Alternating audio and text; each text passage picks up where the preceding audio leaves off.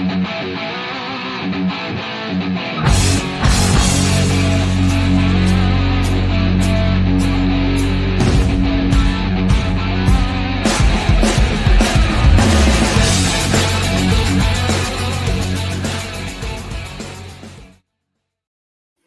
and welcome to the Pirates Fan Forum here on DK Pittsburgh Sports Podcast Network. Listen, the Shutout Club is the name of this episode. We almost had a second straight until Dowry Moretta tried to close this one out. But either way, Jim, the Dodgers got swept out of PNC Park by the lowly Pittsburgh Pirates. $333 million taken down by 87. Goddamn right, I'm proud. How do you feel, man? Yeah, more of this Jekyll and Hyde team, right? When they're at home, they look like they can play with anybody.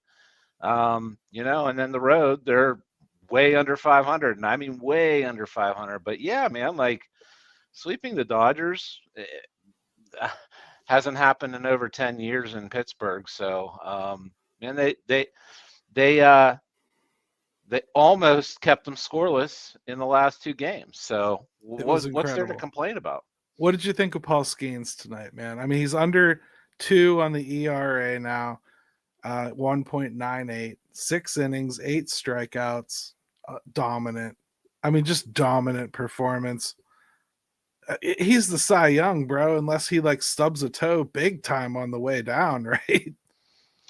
Yeah, I mean, you're talking what, 20-some games left? I don't know. What's he have? Even like maybe 3 or 4 starts. 3-4 starts.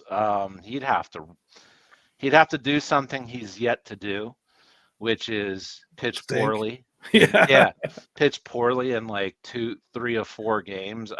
And even then, it's funny you watch him, and I think you'll know what I'm getting at when I say this, Gary. It's like, he almost looks great. He almost makes great seem boring. Like that's how good that's how good it is, and it's not boring. But do you know what I'm saying? Like I do. It's so accustomed to it, and he just keeps doing it. It's like nothing we've ever seen. Right. I mean, it's really kind of otherworldly to watch, and I watched him tonight, and I'm just watching him struggle like hell to play some of his pitches, especially his sweeper was like hanging up on him, right? And it was frustrating him, but he just like gets mad and just throws one of those fastballs. He can always go back to that fastball. He can always go back and pinpoint that. And it's enough most of the time. And it's crazy how often he just falls back on that. It used to be the splinker he kind of went to in those situations. Not this year so much. It's been the changeup and that 4-seam fastball. Yeah, it's interesting to watch him too. Like what I noticed tonight is how different he goes through at bats versus guys the second and third time around, especially with Ohtani.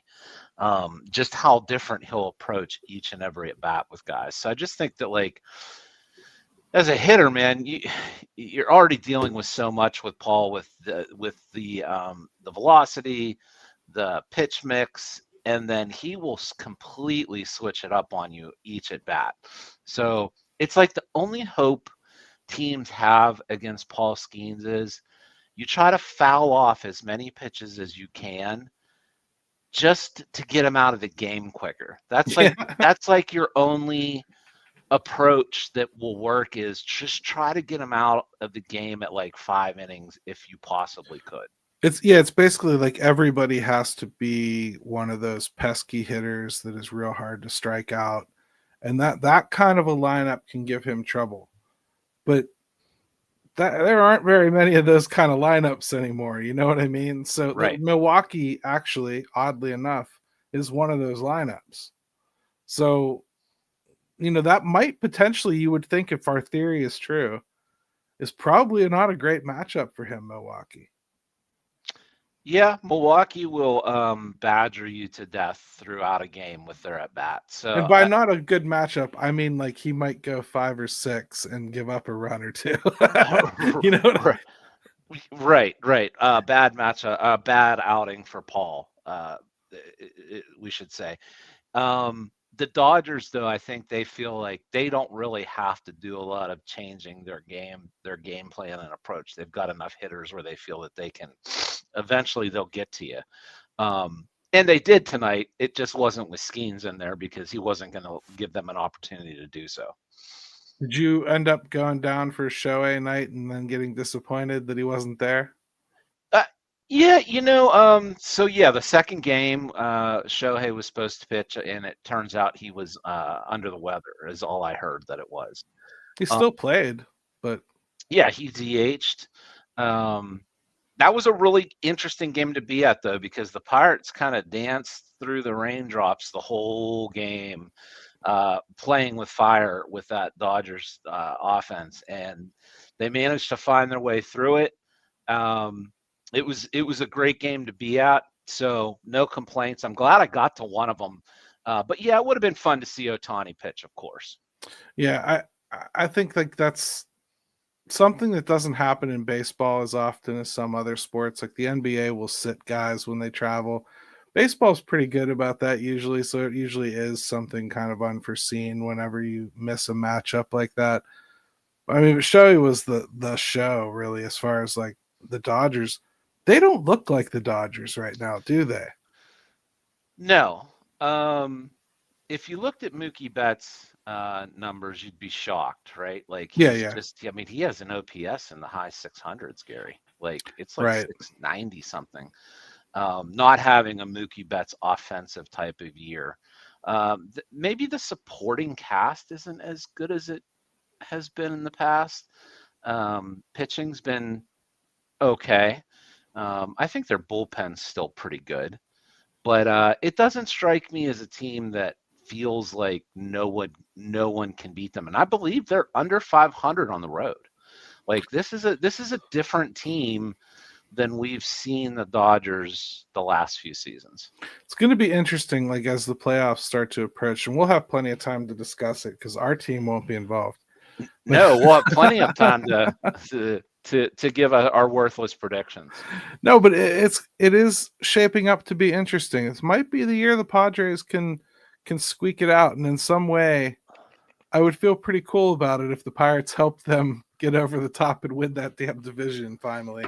Because you know what, they deserve one. As they put a lot into that team to try to compete in a division that nobody believes they should be able to compete in. So Yeah, no, I give them major props for at least trying, and maybe it's if they can't do it this year. Oh boy, they've spent a lot of money and a lot of resources, and I mean, so credit to them. But boy, if you can't do it this year, I will say the difference in baseball is it's not as easy just to like turn it on and flip the switch. I don't think in yeah, baseball it works that way. NFL, NBA, I think you see uber talented teams kind of saving it a little bit. I don't think baseball's like that. Could they revert back to, hey, it's the playoffs and we do well? Sure, but it seems more open this year than it has been. it really does. And I can't get myself to believe in Milwaukee in the playoffs. I just can't. I just don't think there's enough power there or pitching.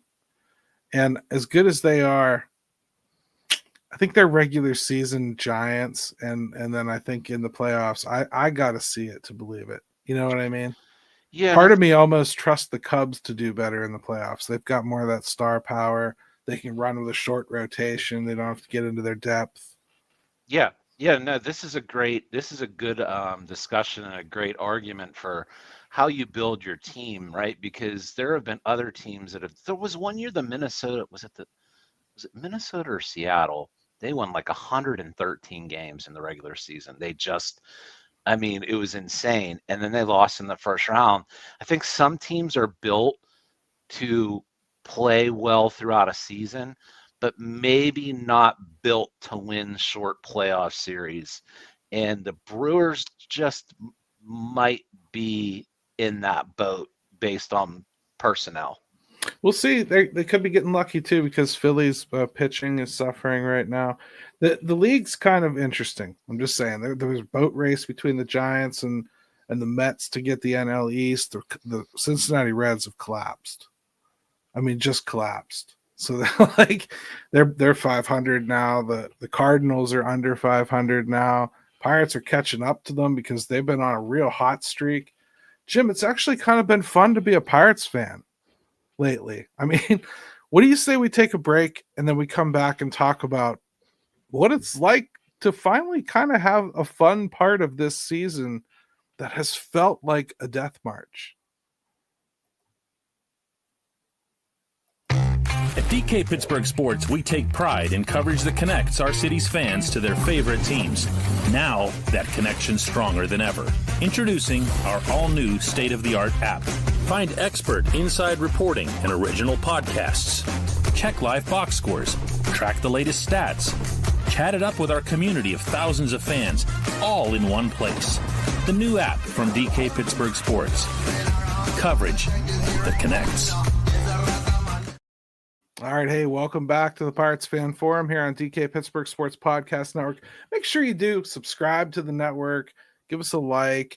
Make sure you go and check out our friends at shopyins.com too. We'll do a call your shot probably from the live chat tonight, so get a good question in there. Nice. And we'll make sure we star it, and we'll make that our call your shot tonight. But Jim, it's been fun to be a Pirates fan. Couple things here. Have you been able to admit it?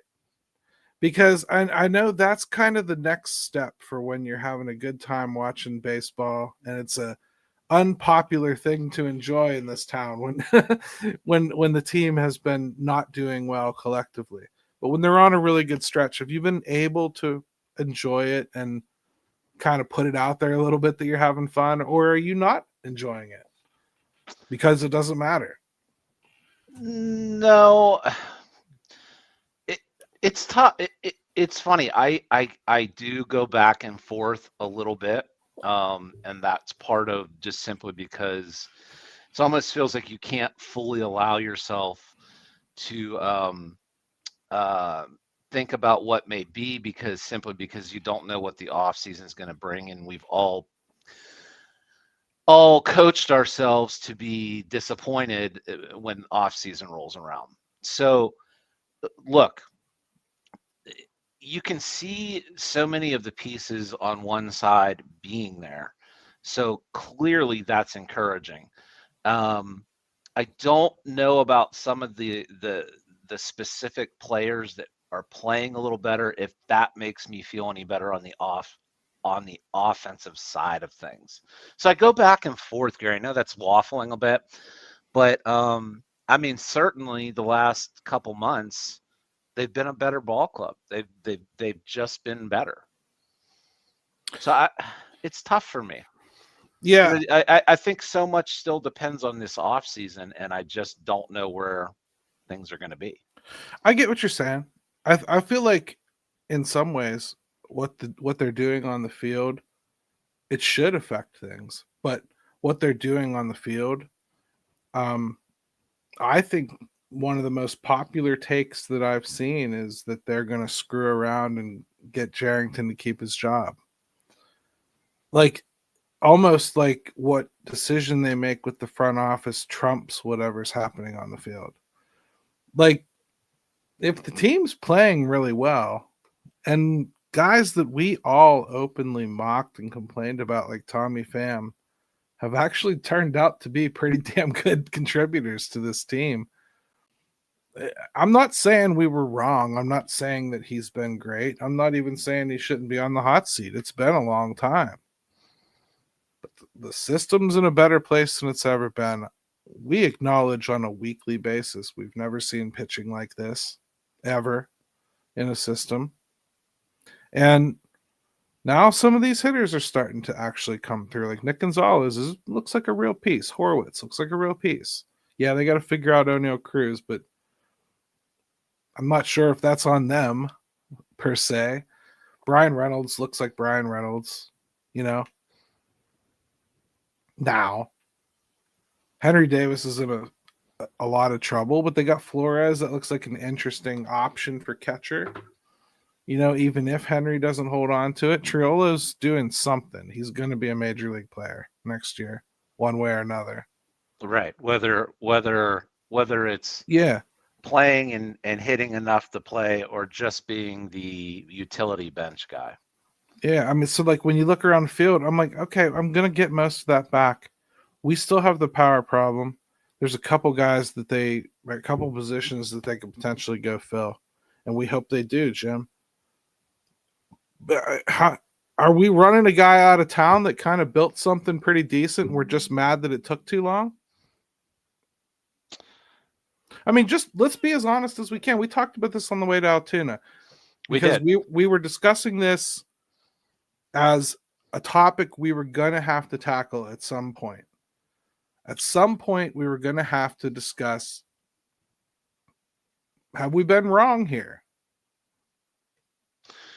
Well, I will start it off by saying what I told you on our ride over to Altoona, which was I hoped you would. I've had the feeling that Sherrington is not going to be let go. That's just been my personal feeling on it. It felt like if it was going to happen, it would have, and now things have settled into the fact that they're going to go into the off season, and maybe he's built up enough goodwill with Bob to say, look, I've got all this pitching. Look how we've played the last 4 months of the season as opposed to the first 2, and we're close. Just stick with me another year. But I don't know. Part of me still wants to just tear the scab off completely, but I can see a path to giving him another year, as much as I'm surprised that I would say that. Here's the thing that I hate the most, Jim, because I'm going to go through this. I'm with you. I want to move on from him. My head keeps saying move on. But here's the thing. I want really what he's changed with the international system. I'm looking at the FCL and Bradenton, and it's working. They're actually getting results. Edward Florentino is a big one. They've got some really good, promising young players coming up through that system now. Finally. Took too long to get there. They did it. Right. Development system. All of a sudden, the bats are moving. Guys are coming here and looking better than they did on the team they came from. Like, I'm just saying that they made the change there a year ago. They changed who was running the drafts last year.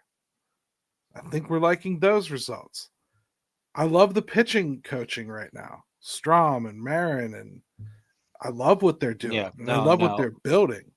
Strom and Marin are really, really nice pieces to have on your coaching staff. The hitting hasn't been good. I'm not sure I can blame Haig for that. I certainly don't have anything I can put my hat on and praise him for either. Lately, I can say they're all taking a much better approach at the plate collectively. It's more aggressive. It's less predictable.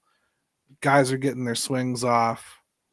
They don't seem to be swinging for the fences out of desperation to catch up all the time.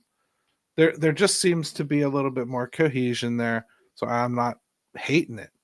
I'm basically saying fire Cherington, but keep everything else. And I wonder if that makes any sense in the grand scheme of things, right? Because wouldn't you maybe in that case just promote Horowitz, who Cherington hired, to just saying. What changes really? Well, the biggest sticking point to me is right now is just how pivotal of a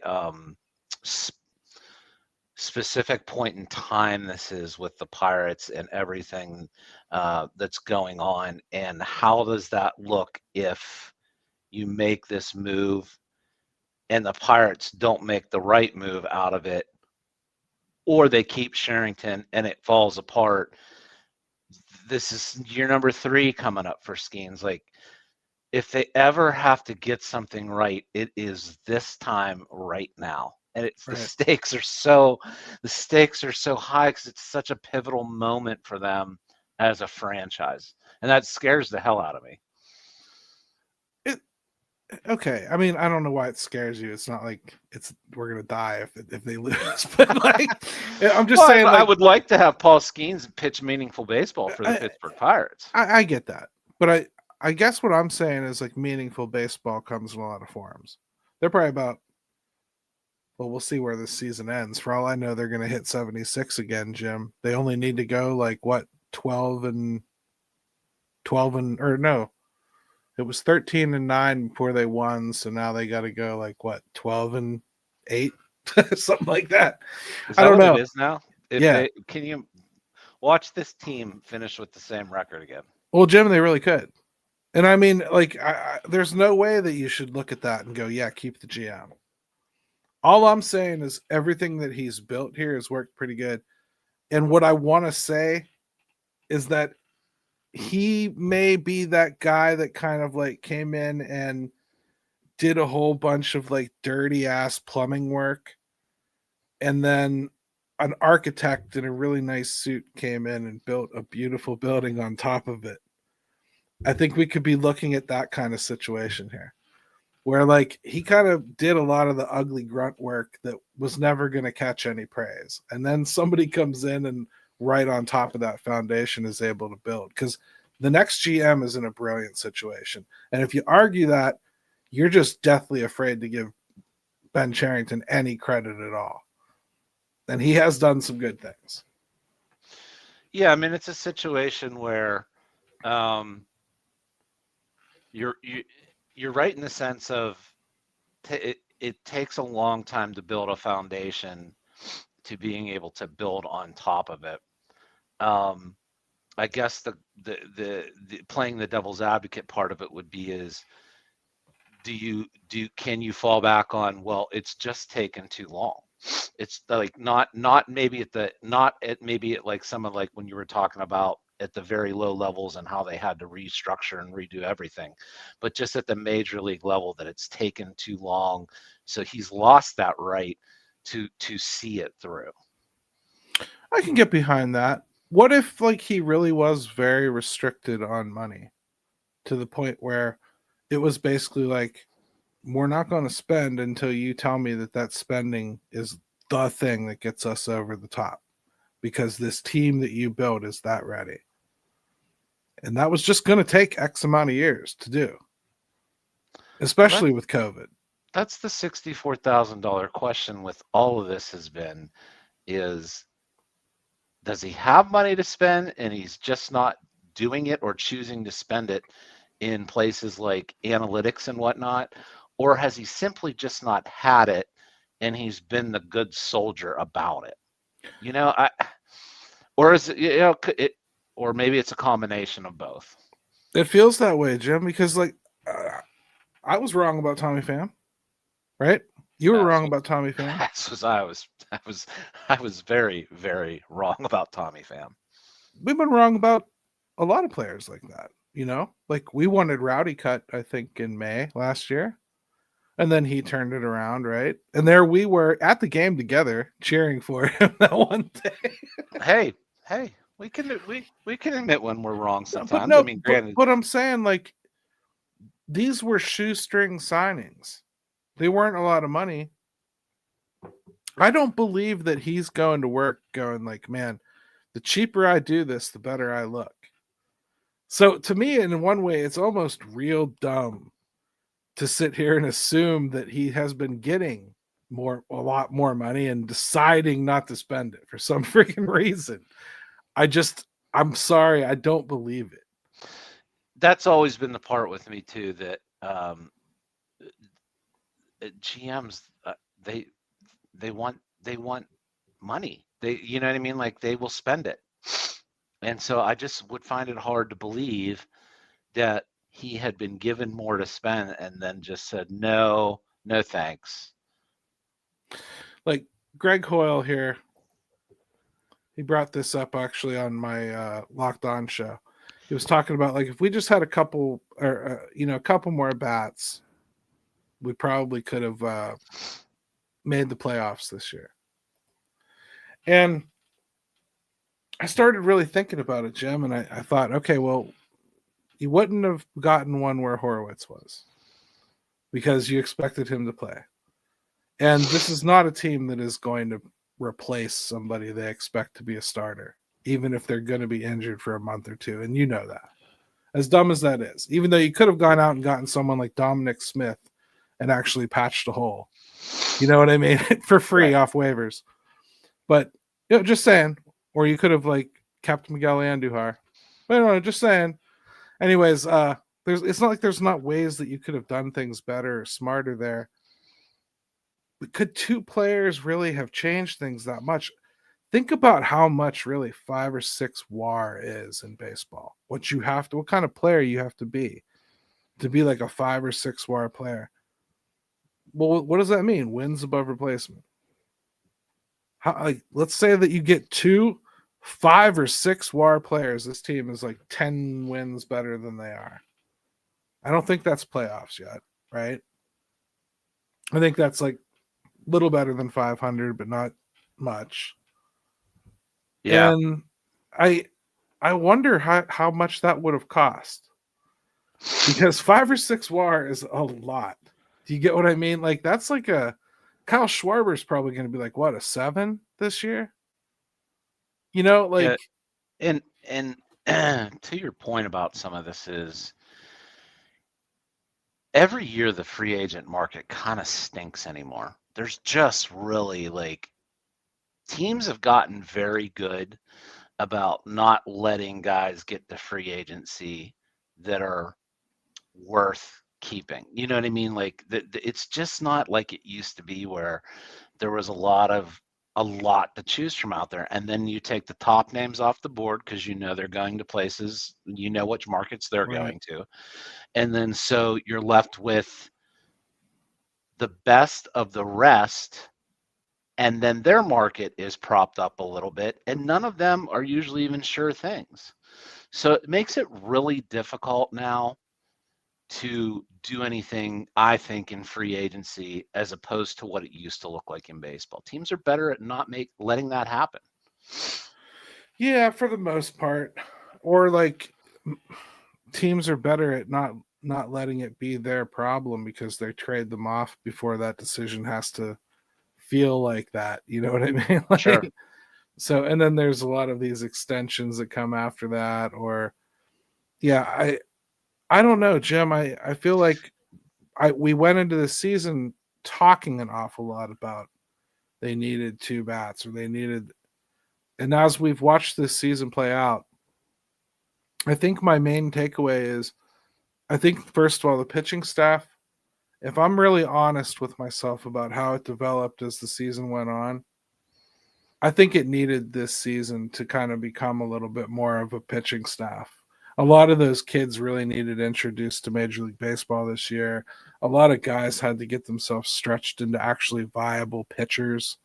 Like Braxton Ashcraft is like a little over 100 right now. He's already almost 30 over what he's ever done. You know what I mean? So we're talking about like a guy that's looking to do another 15 innings this year, maybe.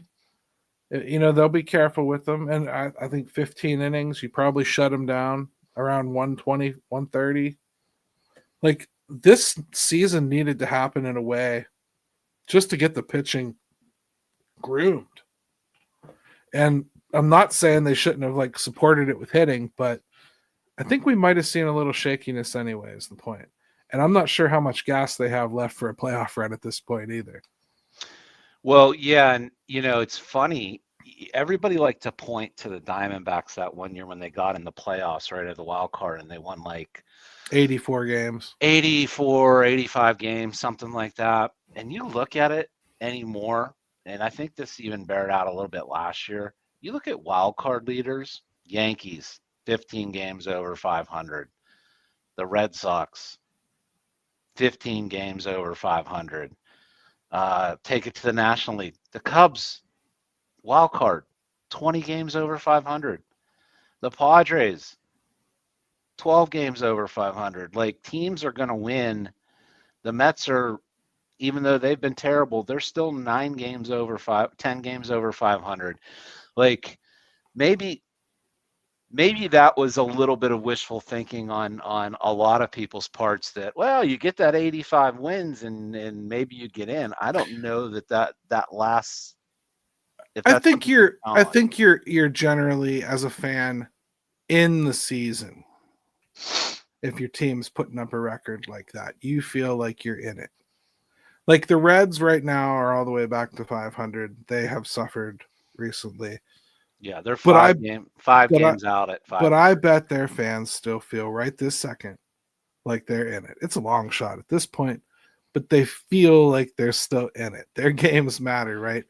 That we haven't even had that since like 2015, really. 2018, maybe, I guess you could argue. But I mean, Jim, that's kind of got to come first. And I don't know that was going to happen unless this pitching matured a little bit anyway. No, I think on the pitching side of things, this year has been very beneficial in the sense of, I mean, Paul Skeens is everything we thought he would be.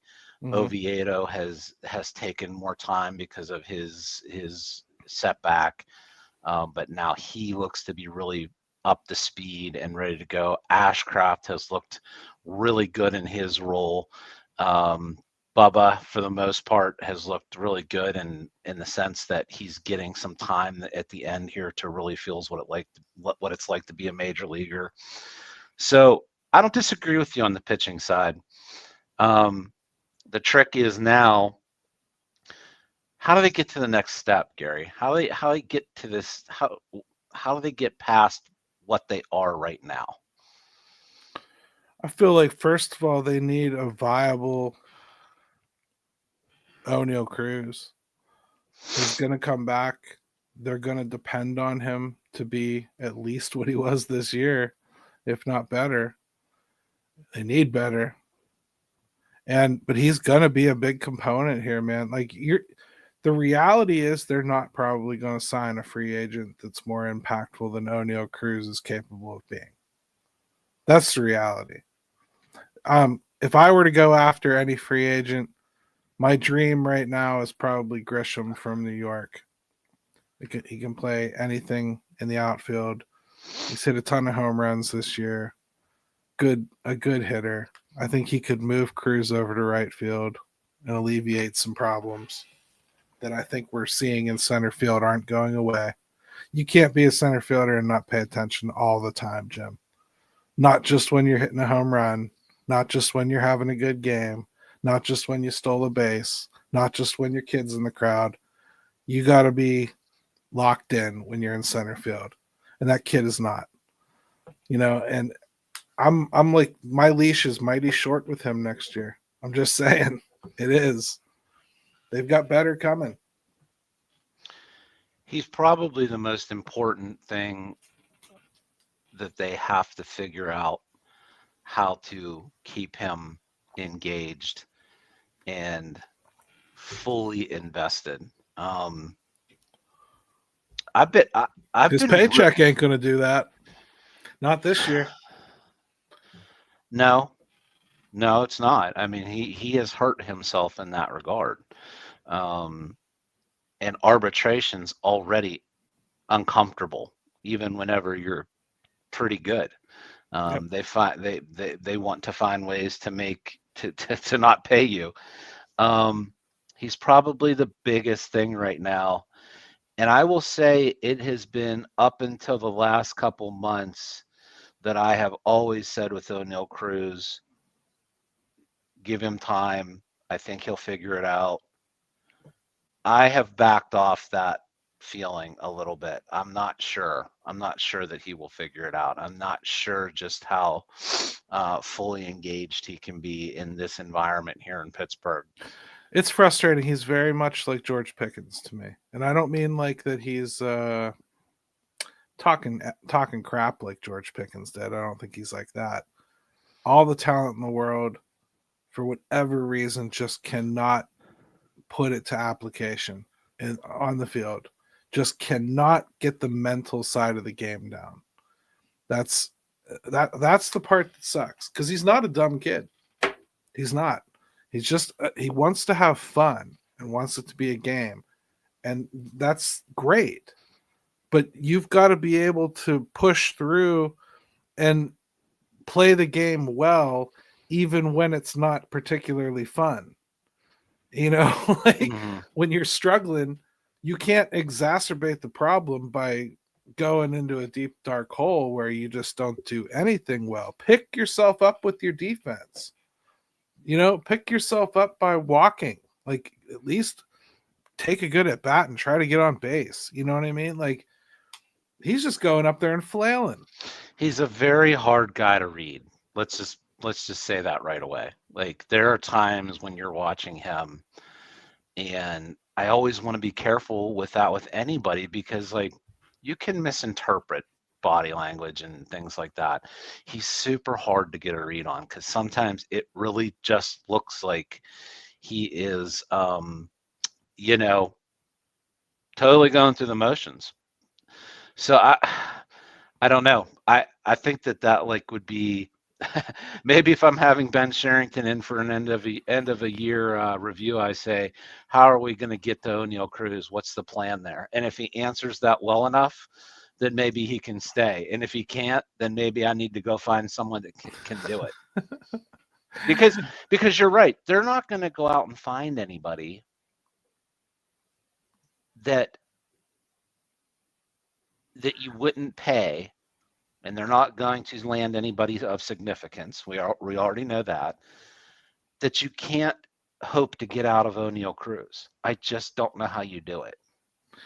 I don't know either. I don't know what the answer is there, Jim. I know, like, there comes a point when you either just accept, okay, this is what he is, and in that case, he still might be a nice piece. It's not like he's a bad baseball player. He's just not a great baseball player, and it's kind of up to him at this point. And Martin says, Cruz might be better suited to be DH. Well, here's the problem, Martin, and I really mean this. Martin, actually, you know what? I'm just going to do it. This is from Shop Yens.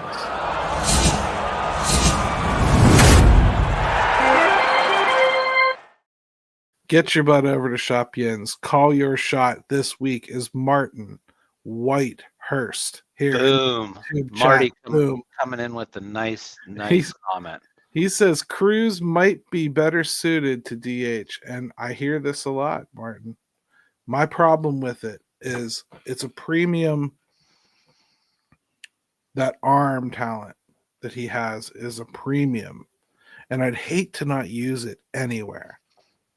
Part of me was thinking almost, could he handle third base? He's got that infield in him, right? He's played shortstop before. Would third base work a little bit better? But Jim, I think we'd be just as disappointed in that as we ended up being a shortstop. Yeah, I hear the case for DH. I do. I hear it. But don't we have too many other of those, Jim? I mean, isn't that maybe what this Flores guys is going to wind up being that we just got from the Yankees? And it feels like Joey Bart could be that right now. Andrew McCutchen already exists. Brian Reynolds makes a lot of sense. He's struggled in the field, although I think his metrics love him this year in right field for some reason, Jim. And just saying. But Brian Reynolds could be a DH too, and I think that would make a lot of sense. I'm not sure that O'Neill Cruz is going to get the luxury of getting to be a DH very often. How about you? Well, it's funny because, first of all, I think if we're talking, and Martin, I don't necessarily disagree with like the thought of it. I don't either. I mean, it's very valid. But it's such an abject failure that we are even having this conversation, to take a guy with that kind of arm, that kind of speed, and we're talking about putting in DH. Just it makes me queasy to have to think of it, because that's a failure. That's a failure somehow. Now, that's a failure on O'Neill Cruz. That's a failure on the Pirates' part, that we would even have to do that. My other concern with it is DH is a really, really tough thing to do. I think people think it's like this, oh, it's great. I just to get up, I just have to go bat 4 times a game.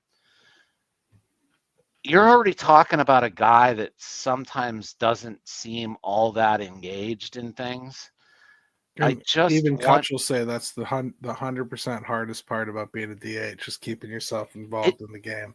It really is. You know, I had to do it a little bit, and I struggled at it. I did not feel like I was part of the game. I did not feel like I was loose. I did all those things.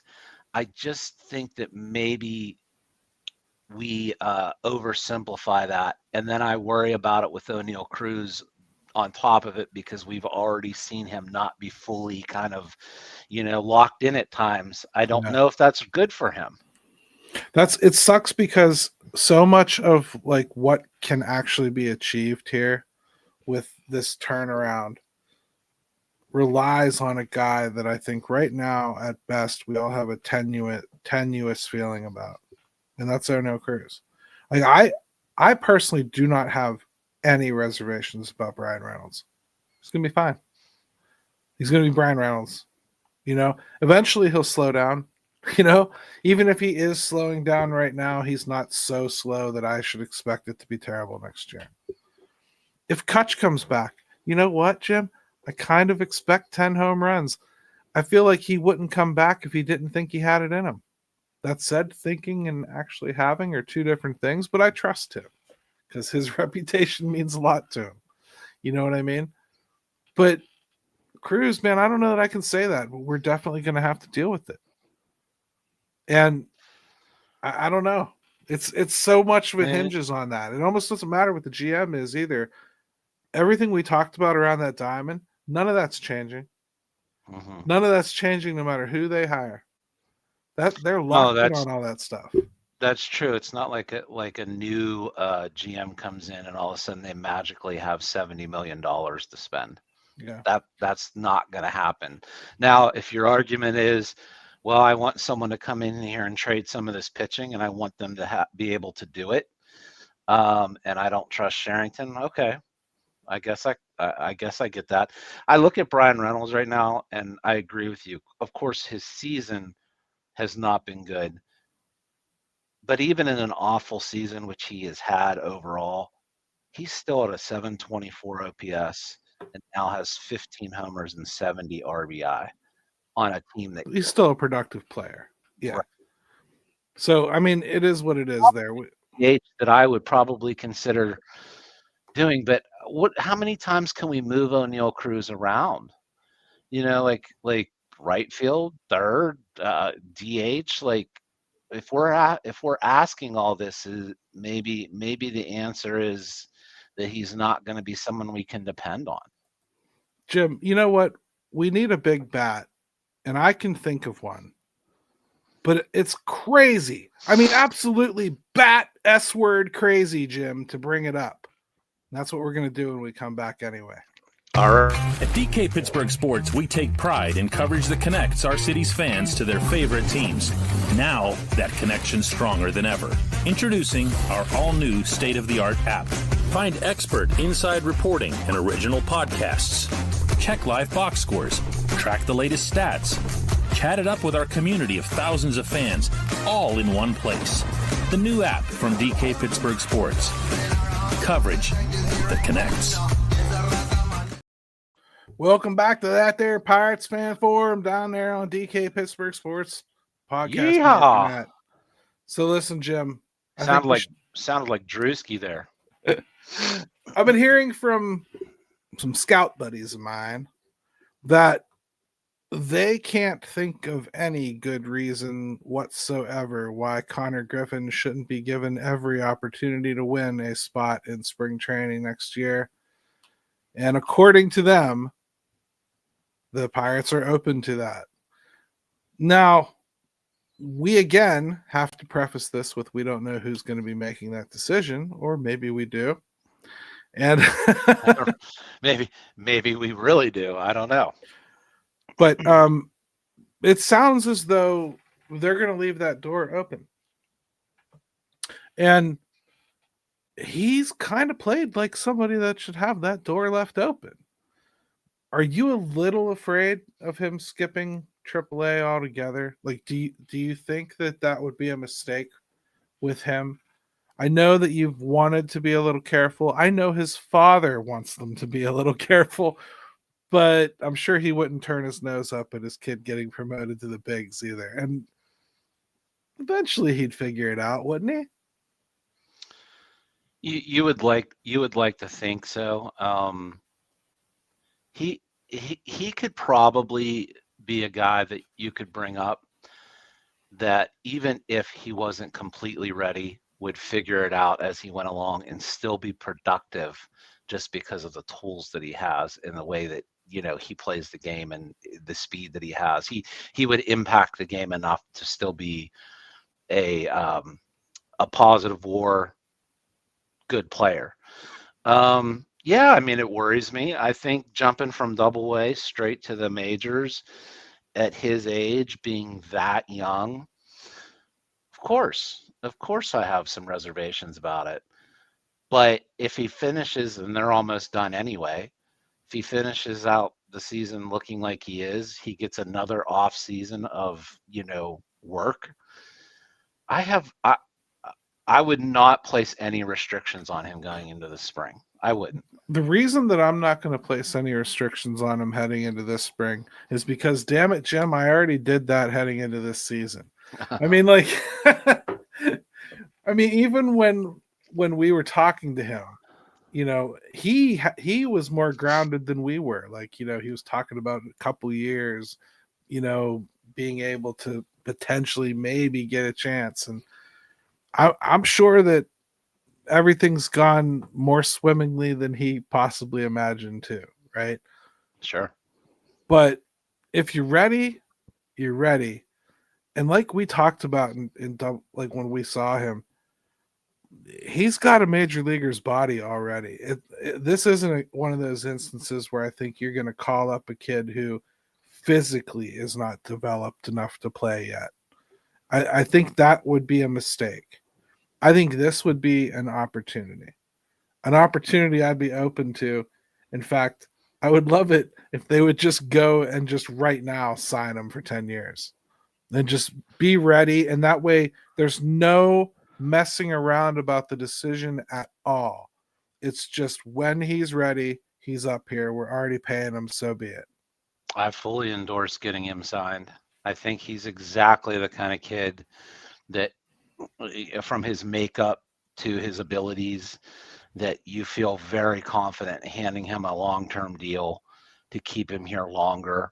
I would say that if you're picking and choosing right now, I put him near the top of the list of things you could realistically get done. We can talk about the Paul Skeens thing. Every time he goes on the mound, he becomes more unaffordable. And O'Neal Cruz, you don't know what to do with him right now. Would you dare give him an extension of any kind? Connor Griffin, I slot him up near the top or at the top of guys that you could go out and get it done. Yeah, I think that would be the way to go. I would say, like, this isn't the same as like Brian Hayes, where he showed you like a season or two of good, and then you were like, okay, let's get this done. This is a bet, more of a bet, but a bet that you're seeing more and more teams that are in the Pirates situation doing. And like the Orioles just did, and I think we saw like the Brewers do it with Churios, and we're seeing it more and more across the league, and it seems like it's kind of part of doing business. That said, so are multi-year contracts for free agents. So do you think there's a chance that this is something that this team would actually pursue, or do you think that would take a GM change or an owner change? This is such because they've never really ventured into anything like this, so to speak, where Makes sense. And these types of contracts are eminently affordable because, guys, we're talking like these are guys that you signed for like 10 years, 80 million. right. That's exactly the number I had in my head when we were talking about. Yeah, and I know that sounds like I'm being cheap with Connor or what, but when you add up the years of control that teams get and everything, you kind of have an idea of like if this guy's a superstar, this is what it's going to cost. If he's not, this is if we feel like taking him all the way is what it'll cost. And 80 million for 10 years spread out over the course of that 10 years is a bargain for whatever he's going to give you. You know, and I just think that's something that this team, and plus this is a kid that at this point, Jim, that contract would expire. He'd be like, what, 29? Right. I think you would try to get like 8 or 9 years out of him. He'd probably be more comfortable with that because it gets him to like free agency, at 27? Oh, let's not do this to ourselves. Do you think it's realistic they would do this at all? Because we're talking about fine-tuning something that I'm not even sure they'll try to wrench on.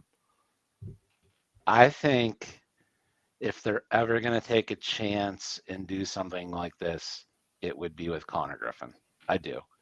I think they know what they've got with him. And if you're interested in keeping him beyond his years of control, this would be the way you'd have to do it. And to be honest, if you're worried about $80 million over like a 10-year span, that's sad in its own right. It's just not that much money over the long term. It's just not. I don't think that a factor they ever take in and absorb is how something like that communicates to the fans that you have a little bit longer before you have to start worrying about losing this player. That window that that fans talk about and we never acknowledge, well, it's just got a little bit more open for a little bit longer. That's what signing somebody like that would do for this team. That's why I would love to see it. And I think it would take a lot of the stupidity out of the process of onboarding him in the first place. You know what I mean? Yeah, you just do it when it feels right. Right. You don't have to worry about any of the keeping, worrying about the years of control. And in fact, you have incentive. Pull them right the hell up.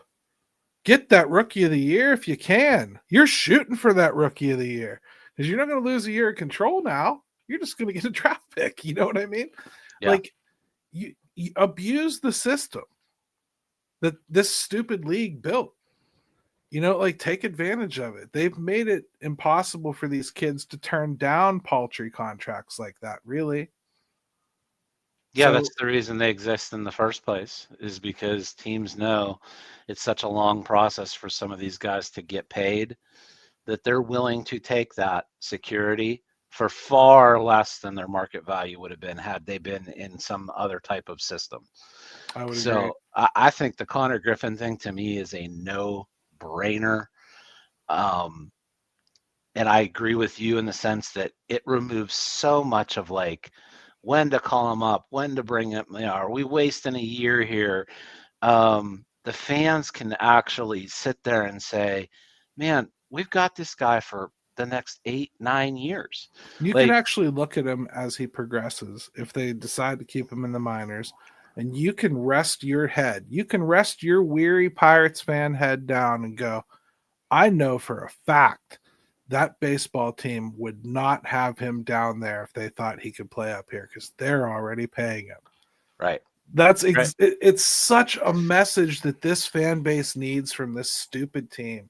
Yeah, and it removes it removes all that stupid discussion around it that we have to put up with all the time when it comes to this kind of thing. Pretty much, brother.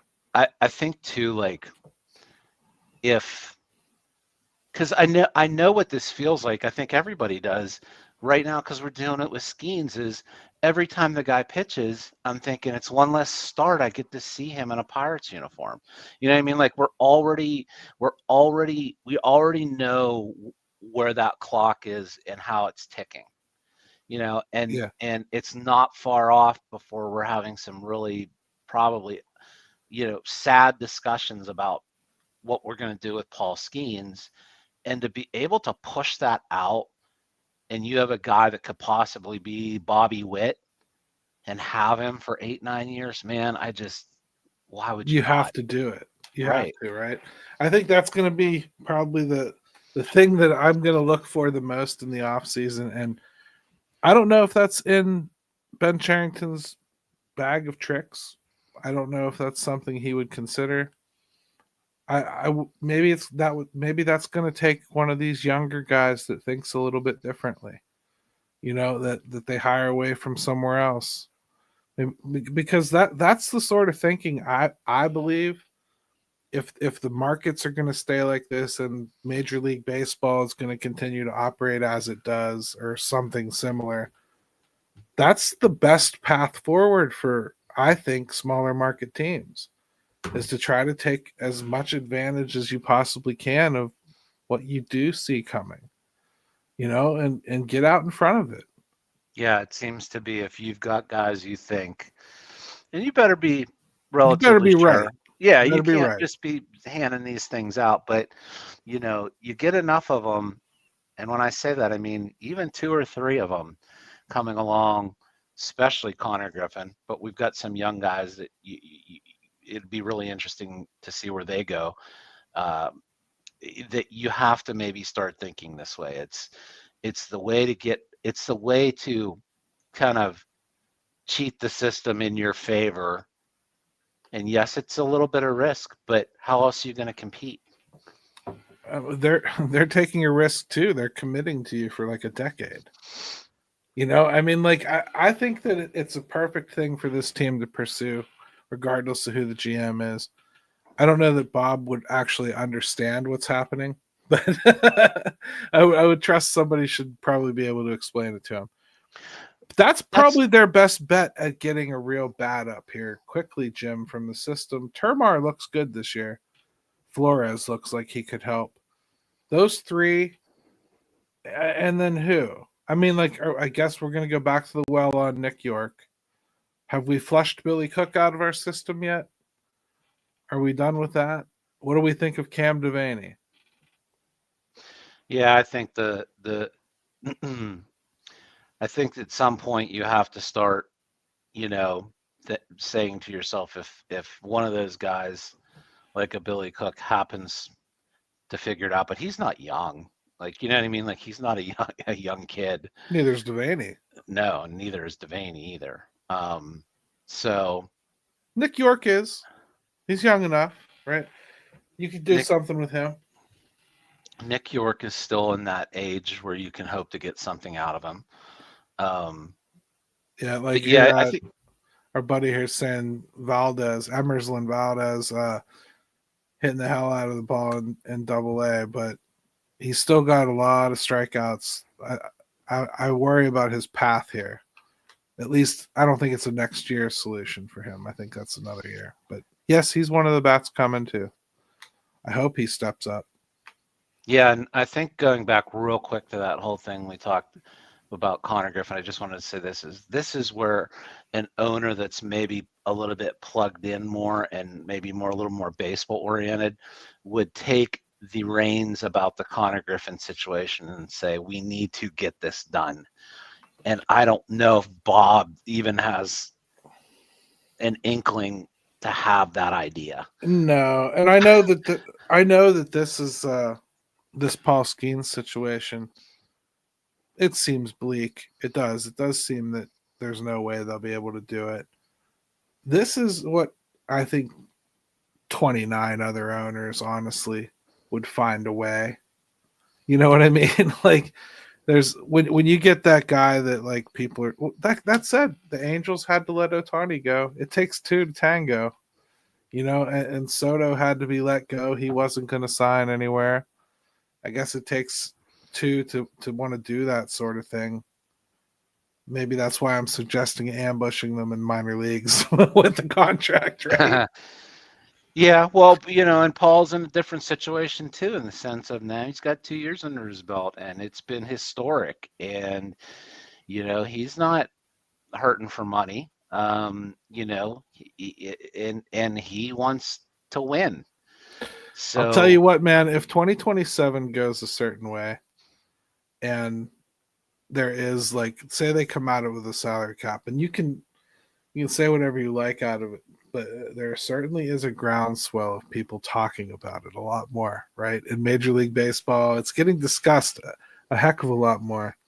In fact, I heard a clip of, I was just going through reels and I heard a clip of Paul Zeiss talking to Charlie Kirk about it, about the salary. Yeah. And he's talking all Pirates baseball. That's why it came up on my reels, because it was tagged with Pirates. But I was like, what the hell is he talking to Charlie Kirk for? It made no damn sense, but they're talking about a salary cap in baseball and how much it would help the Cubs. And I'm like, what? Yeah. I'm I'm just saying, if the Cubs are getting to the point where they're openly pitching for it too, and the Yankees are talking about it, and I saw something about the Cardinals. but let's just say they come out of it with a salary cap. There won't be many teams in baseball that would have more cap room to offer Paul Skeens than the Pittsburgh Pirates. They might end up coming out of this smelling like a rose if it actually does come back with a cap. Let's look at that and go to sleep with that tonight and let that guide your dreams. All we have to do is pray for the total dismantling of baseball's economic system, and we're golden, baby. I mean, is that a lot to ask? I mean, maybe we stick to getting Connor Griffin signed. Well, Jim, we've been talking all the way till KDKA 1020, so yeah, it's time to go ahead and get off. But thank you everybody for joining us. It was the first night for the NFL. Welcome back, Steelers, this weekend. Mm-hmm. Good for you, Cam. You better play. I don't know what game you're playing, but quit messing around. You're a Pittsburgher now, and we don't do that. Get out on that field.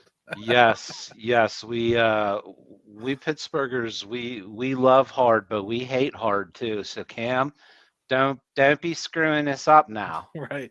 And Martin, get a hold of me on Twitter or Facebook or wherever, even YouTube or something. Somehow I got to get your information on to shop you in so you can get your congrats, sir. Your stuff. It was a great question. Thank you so much.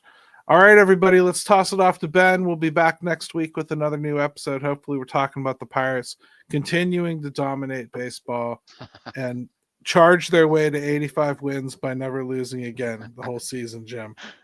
What do you think? I think a lot of things, Gary. I'll see you next week. All right, man. Let's go, Bucks! Yeah, buddy.